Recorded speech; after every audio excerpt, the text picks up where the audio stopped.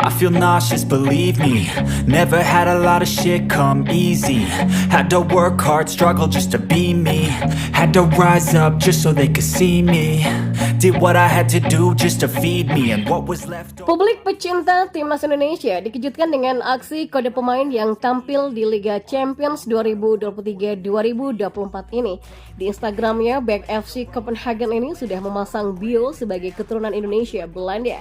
Program PSSI untuk memulangkan pemain keturunan Indonesia Grade A yang berkarir di luar negeri nampaknya berhasil. Pasalnya semakin hari semakin banyak pemain yang tertarik untuk membela tim merah putih. Apalagi sejauh ini pelatih timnas Indonesia Shin Tae-yong sudah mampu menunjukkan prestasi sebagai bukti bahwa program memulangkan pemain keturunan Grade A adalah hal yang tepat. Shin Tae-yong bahkan sempat terbang sendiri ke Belanda untuk memantau bakat-bakat pemain keturunan itu. Namun siapa sangka jika kini para pemain itu sendiri yang datang ingin dinaturalisasi pemerintah Indonesia. Nama Back FC Copenhagen itu adalah Kevin Dix yang memiliki darah Belanda Indonesia dan sebenarnya sudah lama pernah hampir dinaturalisasi. Namun saat itu kedua orang tua Kevin Dix tidak mengizinkannya. Pemain kelahiran 6 Oktober 1996 ini digadang-gadang bisa membela timnas Belanda. Berjalannya waktu, karir Kevin Dix memang semakin gemilang dan yang terbaru, ia berhasil mengantarkan FC Copenhagen lolos ke kompetisi paling bergengsi sebenua biru Liga Champions 2023-2024. Copenhagen berhak melaju ke babak grup di Liga Champions setelah menyingkirkan wakil Polandia Rakau Cisistokcoa. Selain sebagai bek tengah, ia juga bisa tampil sebagai bek kiri. Kemampuan versatile-nya dapat dimanfaatkan Shin Tae-yong untuk memperdalam skuad timnas Indonesia. Nah, saat tampil melawan Galatasaray, Kevin Dix berhasil mencatatkan 4 sapuan bersih dan 2 duel udara. Selain itu, ia juga membukukan 76% akurasi umpan dan 1 kali umpan kunci untuk The Lions. Apabila benar Kevin Dix diproses naturalisasi, maka Shin Tae-yong bisa memanfaatkannya di ajang Piala Asia 2024 mendatang. Dan yang terakhir, berikut adalah 5 penyebab timnas Indonesia U24 kalah 0-2 di extra time dari timnas Uzbekistan U24 di 16 besar Asian Games. Dan hal ini menyebabkan Indonesia harus tersingkir lebih dini. Ya, setelah menahan 0-0 sepanjang 90 menit, akhirnya tim Merah Putih tak berdaya di babak tambahan.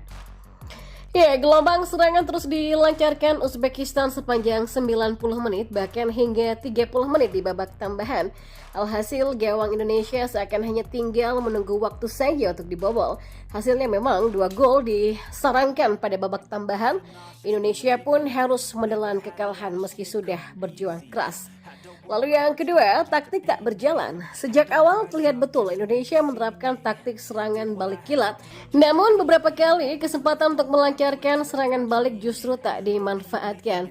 Umpan lambung dari belakang langsung ke depan juga beberapa kali dilancarkan. Akan tetapi bola sering putus ketika sampai di lini depan tanpa mampu menembus pertahanan Uzbekistan. Yang ketiga, kartu merah untuk Hugo Samir. Ya, tak dipungkiri, kartu merah berpengaruh pada permainan Indonesia. Kehilangan satu pemain membuat tim Merah Putih tak bisa melancarkan strategi dalam kondisi tertinggal. Kartu merah Hugo Samir ini seharusnya tidak perlu terjadi bila sang pemain mampu menahan emosi, apalagi kondisi saat ini bukan sesuatu yang membahayakan gawang Indonesia. Yang kedua, gol dianulir. Indonesia sejatinya sempat mencetak gol di menit ke-110 via Ramadan Sananta. Gol itu berawal dari umpan tendangan bebas Rizky Ridho di sisi kanan. Sananta pun bergerak dari posisi offside, menyundul bola dengan manis untuk membobol gawang Uzbekistan. Asisten wasit yang melihat hal tersebut lalu menganulirnya. Dan yang kelima, lini depan tumpul. Ya, problem ini sejatinya sudah terlihat sejak fase grup. Betapa tidak, Indonesia hanya menyerangkan 2 gol dalam 3 pertandingan. Itu pun semua gol terjadi di satu laga melawan timnas Kyrgyzstan U24. Masalah lini depan ini sempat coba diatasi dengan mendatangkan Ramadan Sananta di babak 16 besar. Tapi sayangnya problemlah tetap terjadi. Tumpulnya lini serang praktis menjadi PR besar bagi Indra Syafri ke depan. Ia harus bisa memecahkan masalah yang satu ini jika ingin terus dipercaya menangani timnas Indonesia di kelompok umur.